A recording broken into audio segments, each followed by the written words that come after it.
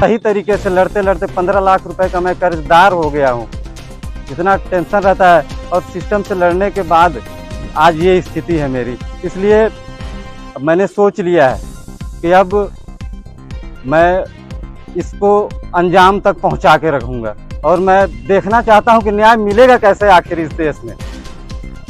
हम सीमा पर डटे हुए हैं, हमारा घर परिवार सब यहाँ किसके भरोसे है? आखिर सरकार ने यहाँ हमारे बच्चों की जवाबदारी और जिम्मेदारी हमारे परिवार की दे किसको रखी है? कैसे कोई कब्जा कर ले रहा है और खाली करने से मना कर रहा है? साथियों, मेरी छुट्टी 22 तारीख को ख़त्म हो रही है, लेकिन मैंने सोचा है इस बार या तो मैं न्याय लेकर ही जाऊंगा या मैं यहीं डीएम या एसपी साहब इनके ऑफिस के सामने बावर्दी पेट्रोल छिड़क के और आग लगा लूंगा अपने आप को। किसी को घर परिवार छोड़कर 2-4 दिन बाहर रहना पड़े तो लगता है कितनी मुश्किल बात है। जरा सोचिए, अपना घर परिवार जगह जमीन सब कुछ छोड़कर कैसे ये जवान सरहद पर देश की हिफाजत करते हैं। लेकिन अफसोस कि सरकार इन सैनिकों का मान सम्मान नहीं रख पा रही है। ये खबर है उत्तर प्रदेश की, जहां उत्तर प्रदेश में योगी बाबा का शासन है और अपराधियों पर तुरंत बुलडोजर चल जाता है।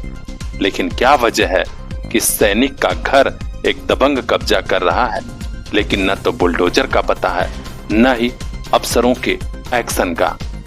आज एसपी कार्यालय पर पहुंचे इस जवान ने कहा कि अब आखिरी हो चुका है, अगर न्याय नहीं मिला तो मैं इसी एसपी और डीएम कार्यालय के सामने पेट्रोल छिड़क कर आग लगा लूंगा।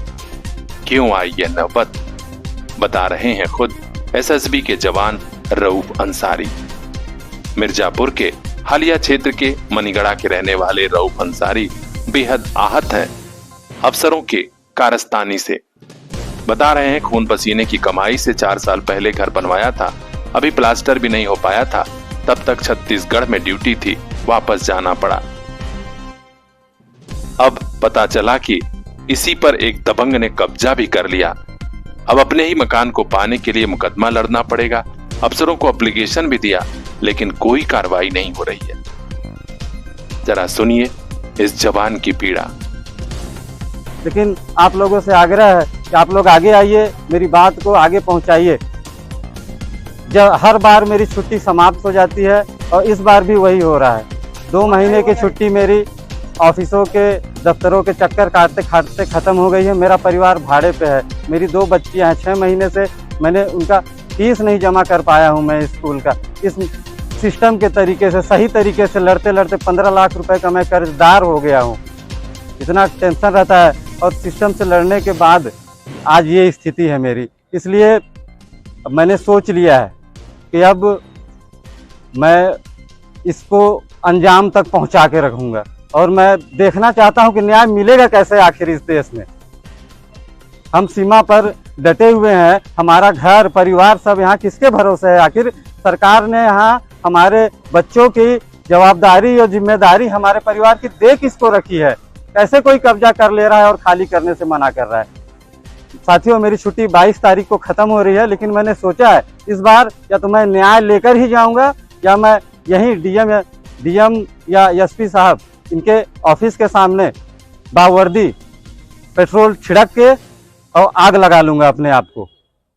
अगर इससे भी न्याय मिलता है तो मेरी 2 बच्चियां हैं, जब वो बड़ी होंगी तो आप लोगों से आग्रह है कि आप उनको इस न्याय के मायने समझा दीजिएगा।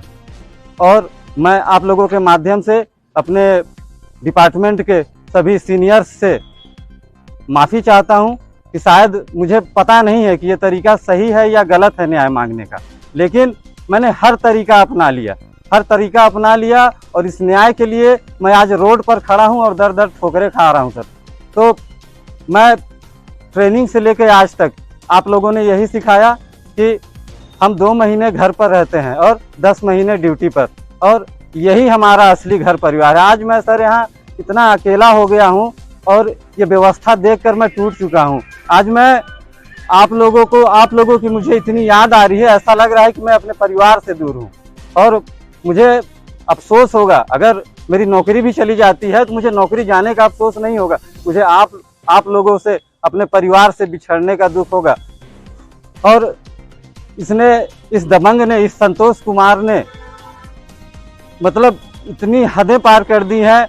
हमारे पिताजी से मतलब खुलेआम बाजार में ये कहना कि ऐसा फौजी हमने बहुत देखा है, फौजी माने क्या होता है, हम देख लेंगे, कुछ नहीं कर पाएंगे, दौड़ा रहे हैं 4 साल से, 5 साल से, 20 साल 40 साल दौड़ाएंगे, उसके बाद भी अपना मकान नहीं ले पाएंगे। तो साथियों मैंने तो ठान लिया है कि मैं तो इसे बता के रहूँगा कि फौजी क्या होता है। और इस मुद्दे को, इस मसले को, इस मामले को मैं या तो वहाँ तक पहुँचा दूंगा कि इस सरहंग संतोष कुमार के केस को देखकर जितने भी और असामाजिक तत्व हमारे समाज में हैं, वो किसी फौजी या उसके परिवार के ऊपर जब भी नज़र उठाएं गलत तरीके से, नुकसान करने के तरीके से, किसी अपराध को करने के लिए, तो सोचें कि हमारा हाल भी संतोष कुमार की तरह होगा और हमारी जगह सलाखों के पीछे होगी। साथियों, मैं आप लोगों के माध्यम से आज ये इस कानून व्यवस्था से, इस पूरे सिस्टम से ये मांग करना चाहता हूँ कि 22 तारीख जिस दिन मेरी छुट्टी समाप्त हो रही है, अगर उससे पहले मेरा मकान खाली नहीं हुआ, खाली नहीं कराया गया उस सरहंग के कब्जे से और उसके खिलाफ जबरन मेरे घर में घुसपैठ करने, जालसाजी करने, इतने वर्षों से मेरा मानसिक और आर्थिक पतन करने, पीड़ित करने के तहत हमारे आईपीसी के जिन भी धाराओं के अंदर ये अपराध आते हैं, अगर उनके अंतर्गत मुकदमा दर्ज करके, एफआईआर दर्ज करके, उसकी तत्काल प्रभाव से गिरफ्तारी करके उसके ऊपर आपराधिक ट्रायल चलाया जाए और उसके अंजाम तक पहुंचाया जाए जहां उसकी जगह है। मैं कहना चाहता हूं कि ऐसे असामाजिक तत्वों का, ऐसे घिनौने और गंदे लोगों का हमारे सभ्य समाज में कोई काम नहीं है। इनकी असली जगह जेल की सलाखों के पीछे है। मैं आप लोगों से निवेदन करता हूं कि आप लोग जो भी हैं, जहां भी हैं, जहां से भी मुझे सुन रहे हैं, मेरा साथ दीजिए और इस दबंग को इसकी असली जगह पर पहुंचाने में मेरा सहयोग करिए। जय हिंद। तो क्या यूपी में अपराधियों का राज फिर से हो गया है? बुलडोजर बाबा का बुलडोजर कहां है? मिर्जापुर सहित आसपास के जिलों के लोग पूछ रहे हैं कि आखिर जब सेना के जवान ही परेशान होते रहेंगे तो आम आदमी का क्या हाल होगा। माना जा रहा है कि बड़ी मुश्किल में इस जवान ने अपनी पीड़ा बयां की है, क्योंकि जवानों को यह सब करने की इजाजत नहीं है। अब देखना है कि अब भी पीड़ा सुनी जाती है या इस जवान की मदद करने वाला कोई नहीं रहेगा। हर अपडेट वहां तक पहुंचाएंगे। खास खबरों के लिए बने रहिए हमारे साथ। इस जवान के लिए जरूर यह बात पहुंचाइए अपने स्तर से भी मुख्यमंत्री तक। देखते रहिए पीआर इंडिया न्यूज। कल इन्हीं हाथों में होगी दुनिया की बागडोर। आइए इन्हें काबिल बना के भेजें।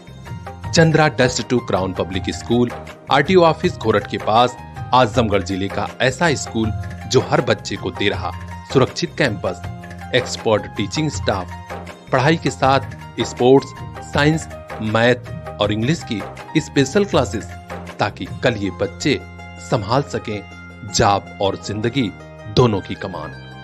एडमिशन हो रहा है, जल्दी कीजिए। क्लास नर्सरी से क्लास 8th तक। Contact number 9415831049।